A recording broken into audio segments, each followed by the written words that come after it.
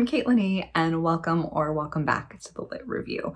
Today, we're filming my favoriteest thing to film, and that's LitLand. It's a whole new game, friends. We are starting back at our star from the beginning to try to get to this. Although, realistically, I don't put myself on book buying bans anymore, so let me know down in the comments below what you think I should do as a treat for myself. But if this is your first time with me and my lovely TBR game, this is LitLand. I originally kind of based it off of Candyland, but it has grown a lot since then with its own little rules and weird intricacies.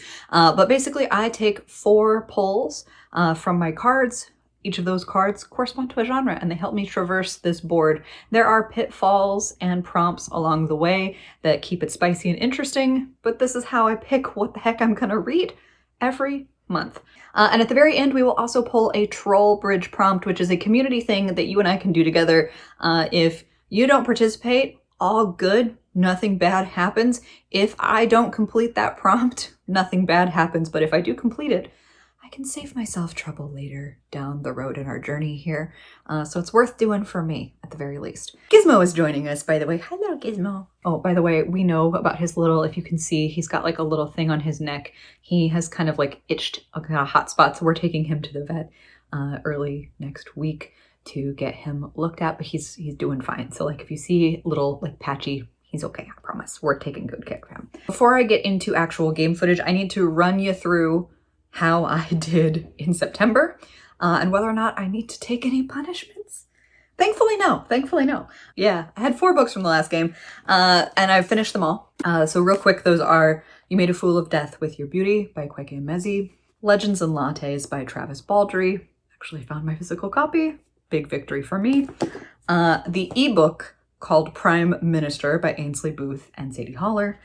And then this here little comic, The Many Deaths of Layla Starr by Ram V and Felipe Andrada. All good things. So we're starting clean slate. It's a great feeling. Other things that might be helpful to know is some readathons that I'm participating in this month. I am co-hosting or co-captaining the Trick or Treat-a-thon, and I am Team Magic. So hopefully by now you have seen my Team Magic recommendation, but I am going to be trying to fit some of my own books I want to read onto this for LitLand.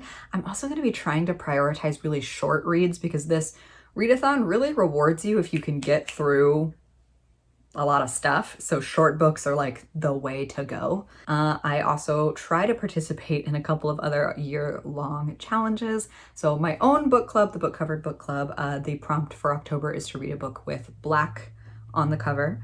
I will be trying to make that work. And then the Buzzwordathon hosted by Kayla from Books and Lala, the theme for that is magic words. So things like witch, spell, potion, or, you know, just magic. So I think we can accomplish both of those pretty easily. I hope. All right, Jeremy is here to help shuffle.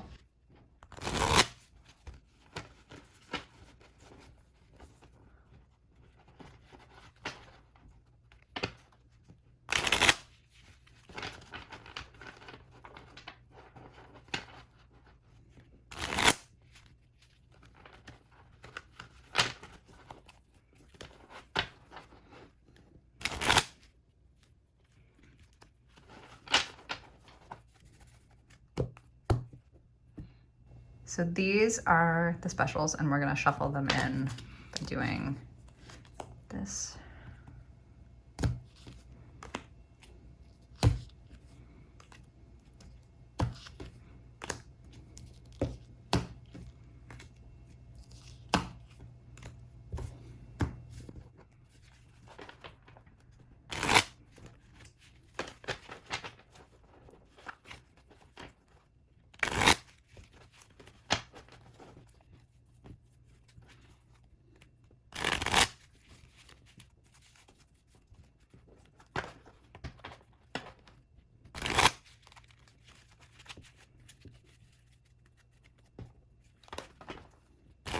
Pull number 1. Okay, here's the new board. You've already seen Jeremy shuffle our amazing LitLand deck. If this is your first time with us, we also have troll bridge cards, which help me cross bridges, or if I have prompts on rainbows. The pink cards are if I pull a card that lands me on one of these spots here, and the green cards are if I get stuck on a dot or have to take a punishment. And that's the quick and dirty version of this. We are joined, oh, Big Itch, thank you Erwin, by Erwin, and Gizmo. Those are last month's books, by the way. So, and then here we go. We're starting it out with our little friend Wilbur, our little porcelain piggy. So we're gonna put him right there, and we're gonna pull 4. So we're gonna hope that the cats don't Godzilla LitLand too badly here. But all right, first is a purple ×2. All right, cool. Boop. Boop. I love this. So this is a purple ×2. This means that I have to pick 2 miscellaneous themed reads. Purple is my color for basically all the stuff that I haven't already labeled. So in this case, something like graphic novels, which is probably where I'm gonna go, like poetry, mysteries, since I don't read a ton of mysteries, like the few of those I have would count for a miscellaneous. But I think we're gonna do graphic novels because, again, trying to get through this quickly, but I'm also trying to read down my TBR, so My first pick of this I did mention in that Trick or Treat-a-thon recommendation video, and that is Garlic and the Witch by Brie Paulson. This is book 2 in this little series. I read Garlic and the Vampire last year, and just, oh, so cute. So now I'm very happy to be able to read Garlic and the Witch, which is the sequel, so yay. Okay, so this one's a bit thicker, but it is still a graphic novel, and I think it is a completed webtoon as well. And this is Crumbs by Danny Sterling. This feels very appropriate for our readathon as well. It is a graphic novel with bakery and witchcraft and maybe some young love. The aesthetic of this just really speaks to me. The color palette just really speaks to me. And the art style looks like, I'm gonna find one of the early things, but like, it's really cute, like warm tones, again, matching this color aesthetic. It's a thick one, but I think it'll be a really fun and easy read. So these will be my 2 miscellaneous picks. I didn't really talk about this one very much, I realized, but I'm also like trying not to, since it's book 2, I don't want to do too many spoilers, but your main character is this cute little anthropomorphized garlic that lives out in the woods, and it's very cozy and wholesome as a series. Very like encouraging and warm, and like warm-hearted, I would say.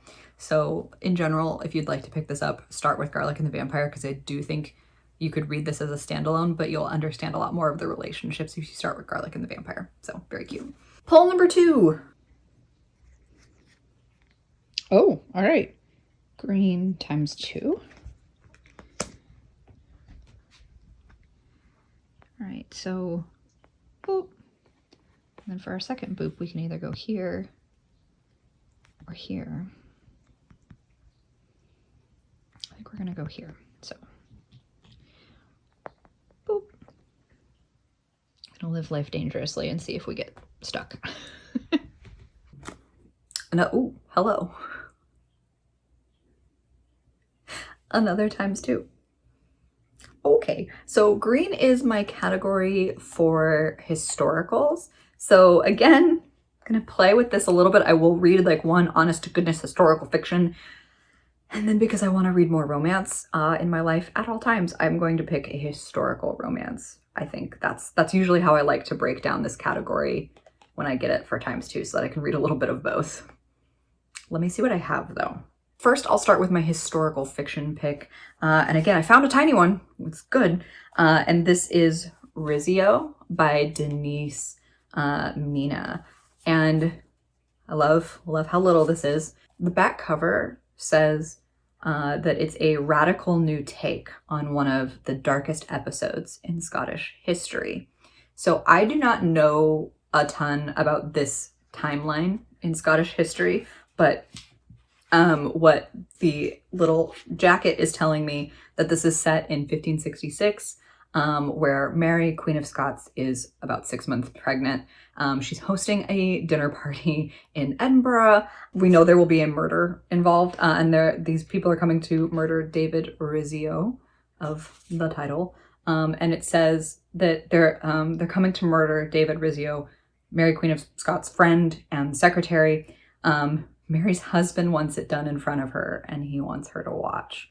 That's literally how the inside jacket ends. So, based on a real event, apparently. I don't know anything about that portion of Mary, Queen of Scots, like, history. So this will be an interesting historical fiction to take on, and it will hopefully still fulfill, like, the atmospheric seasonal read urge. And then I do want to finish up my round of Romancing the Tarot. So I was able to fit this one in, but this is A Hope Divided by Alyssa Cole. So this is book 2 in, what is it called? It's the whole series. So this is book 2 in the series. I've read the first book, An Extraordinary Union, like a couple of years ago, and I've always wanted to keep going with this. I'm very lackadaisical about actually continuing with series once I start them. But this obviously takes place during the Civil War, and our main character's name is Marley Lynch, and she is kind of like helping with coded letters in her Carolina hometown. She's doing a lot of work to kind of like support the war effort in favor of the Union. Meanwhile, the Confederate Home Guard has come in and claimed Marley's home as like one of their base of operations in order to like fight those very rebels that she's trying to help. And it says on the back, unbeknownst to those under her roof, there's an escaped prisoner that she's like keeping in her still room, and that his name is Ewan McCall. So they will be, I think at some point, like following the path of the Underground Railroad. There's a lot of like spycraft in this too. And the heroines in Alyssa Cole's historicals are also always these really badass women, which I love, love, love. So I'm very excited to keep going with this series. I'm happy to make this my historical number 2 pick. Pull number 3. Almost there. Ooh, blue. Ooh. Boop. Oh, 1 blue. That's nice. Keeps it simple. So blue is my nonfiction. And I have a lot of options with nonfiction because I want to keep it moving and have a lot that I'm trying to accomplish in terms of volume. I really want to pick something that's on the smaller side. What I was able to figure out, I think, is Feminism is for Everybody by Bell Hooks. So it's a slimmer volume, but it's still like over 100 pages. I think this is something I could easily kind of go between as like a palette cleanser, but it's basically an accessible primer about feminism from an intersectional lens. So Bell Hooks explores the nature of feminism and its positive promise to eliminate sexism, sexist exploitation, and oppression. But she's also looking to kind of like encourage people to think about how feminism can like touch and engage and change your lives, to see that it really is for everybody. It's not just for women or femme identifying folks. This is like one of Bell Hooks's like iconic works. I've always wanted to read it in depth. I've read excerpts from it over the years, but I want to sit down and read the whole thing. So this feels like a really good time to do that. Okay, pull number 4. Okay. Last pull. Boop. Whew. Okay. Starting to get worried that we were going to have more ×2 series, but this is 1 orange, and orange is my card for sci-fi or fantasy. I think I actually, like, as much as I want to read more romance, I do think I want to actually get a true primary fantasy or sci-fi genre pick on here because I haven't done one of those in a while, and I just want to like scratch that itch. Aha! Okay, so after going out to the living room to figure my shit out, I was able to pull from here, the Fairy Loot edition. I no longer subscribe to Fairy Loot, but they know how to make a beautiful cover. And this is, you can see it better here, Witches Steeped in Gold by CNN Smart. And obviously witches being a primary talking point, feels very appropriate for like basically witchy season. We have two characters that we're going to be engaging with a lot here. So Eraria Adair, heir of an overthrown and magically gifted dynasty. She's literally living in a cell through all of this. And she is kind of like very fueled by vengeance. She's on a vengeance quest, as most people in fantasy books are. And then on the other hand, you have Jasmine Carriot, or Carriot. I'm not really sure how you say her name. She grew up dressed in gold, so like gold is a thematic part of this book, but it's stolen magic essentially. So she's the daughter of the kind of self-crowned leader that took over from Aria's family, and her entire existence basically seems to threaten her mother's control and her rule. So naturally they have a great relationship. Sarcasm in case that was unclear. But both of these women are witches, so Aria and Jasmine are witches, and though they are sworn enemies, the two witches enter a deadly alliance to take down the woman who threatens both of their worlds. So whether it's revenge or like just fear of your own safety, they are both willing to go to a lot of trouble to defeat this unnamed terrible mother. There's a lot more to it than that. I'm obviously just pulling a lot of this from the inside dust jacket, but also look at it. This is totally why I subscribe to Fairy Loot and Illumicrate for years though. So this is my pick. All right, so in LitLand proper, I have 6 books that I need to read in October. I think this is actually pretty easy to accomplish given that in October I usually read a whole mess of stuff. But I have Crumbs by Dani Sterling, Garlic and the Witch by Brie Paulson, Rizzio by Denise Mina, Hope Divided by Alyssa Cole, Feminism is for Everybody by Bell Hooks, and Witches Steeped in Gold by CNN Smart. Oh, this is actually a really good mix. I like this stack. This is a very nice stack. But before I go, we need to pull our Trollbridge picks. So again, this is something I started doing as a way for like us to kind of do more stuff together. But I don't get to use the little Trollbridge cards very often in my game. Like the mechanic doesn't come up very often, but I have this whole cute little stack of cards. So we're gonna pull randomly one of these together. And if you would like to participate, comment down below in what you think you're going to read after I pull this card. And then if I complete it, I get to save myself from a punishment next month if I need to. So usually worth doing for me, but let's see what we got.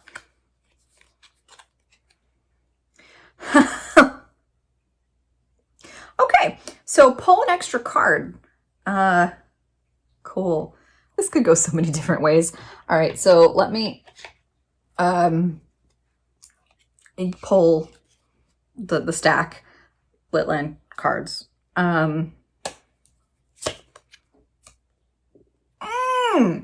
Okay, so I now have to read 2 extra books. Y'all probably don't want to participate in this one this month if I, but hey, if you want to, cool. But this is a yellow ×2, and yellow is my color for young adult. I need a minute. Okay, so I don't know where my copy is, but I know I want to read this book. I mentioned it in my Trick or Treat-a-thon recommendation video, and that is The Heartbreak Bakery by A.R. Capetta. It is a kind of young adult story where a young queer baker, after experiencing a devastating breakup, bakes their feelings into brownies, and the brownies also make people break up with their partners, including the people at the bakery where they work. So that's like a really fun baking magical realism YA that I want to check out. And then I realized I haven't been pulling from my priority shelf back here as much, so I ransacked that one and found a young adult that I need to read, and that is Night of the Dragon by Julie Kagawa. So this is book 2. It's been a minute since I picked up book 1, but I remember really enjoying book 1, and Julie Kagawa's writing style was fantastic. As it follows a kitsune named Yumiko, I feel like this also will fit in with a lot of the energy of the readathon because there's a lot of magic and mystical stuff going on. There's also a Shadow Clan assassin as like one of the other main characters / love interests in here that is just so good. He's currently possessed by a demon, so that's fun. There's also a cursed sword and a magical scroll that they are trying to chase down. I'm being a little on the vague side about the specifics, in part because I don't want to spoil too much of book one.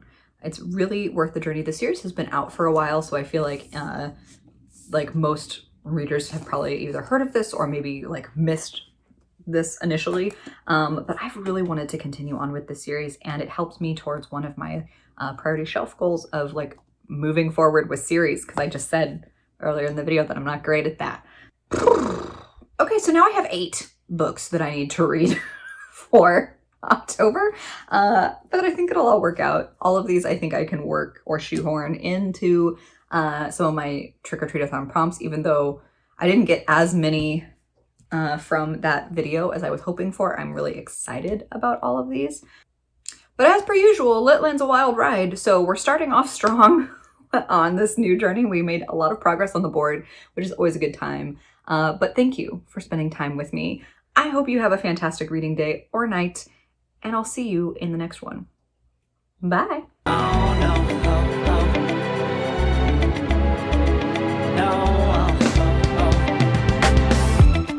Hold on, girl, now wait just a minute. I've got something to say, you should hear it. Oh, I'm happy to make time for your feelings, but you have to admit